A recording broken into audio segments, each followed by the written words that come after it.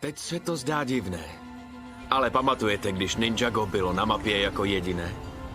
Když to byl celý náš svět? Snažil jsem se být jako moji hrdinové, jako ninjové. A tohle se stalo pak.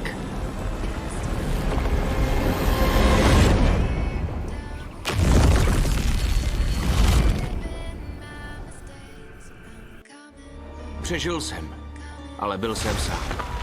Moji rodiče a všichni známí někam zmizeli. Mami! Tati!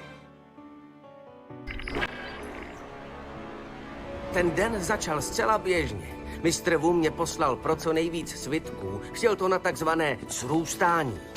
Vůbec jsem to nechápal. Byla to nejchaotičtější věc, jakou jsem kdy viděl. A pak... Všech 16 říší se spojilo. Náš svět se rozšířil. Ale kde jsou ti, které to zachytilo? Ninjové, tví rodiče? To dodnes nevím. Týdny jsem myslel, že jsem přežil jako jediný. Po sloučení se Kai vzbudil na nově vzniklém ostrově.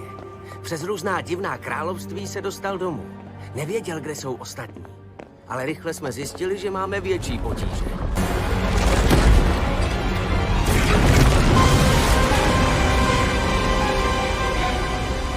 Slouce se ním.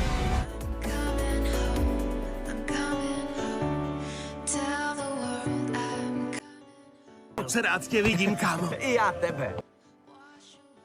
Nechal jsem si i narůst vousy. Vousy? Stojíte moc daleko.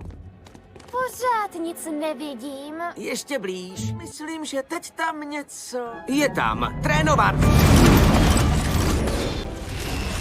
Ahoj, jsem Nia. Probrala jsem se sama, daleko odsud a vydala se na cestu do Ninjaga. Asi mi hodně uteklo.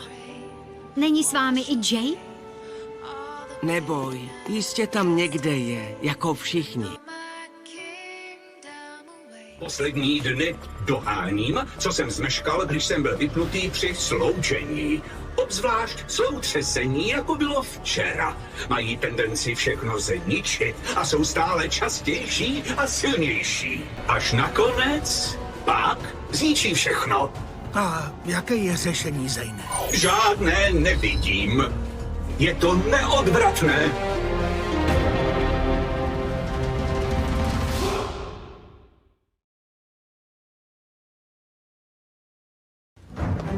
Manažer, máme tady problém! Co pak pod agente Trentisi?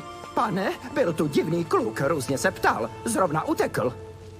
Potřeboval přeřadit v říších? A Ne, je to tím pádem problém našeho oddělení? tedy... Ne, agente Volkre. Takže mě rušit byla... Byla jen ztráta času? Správně. Teď mě omluvte, musím hrát video, teda vyplňovat služební papíry.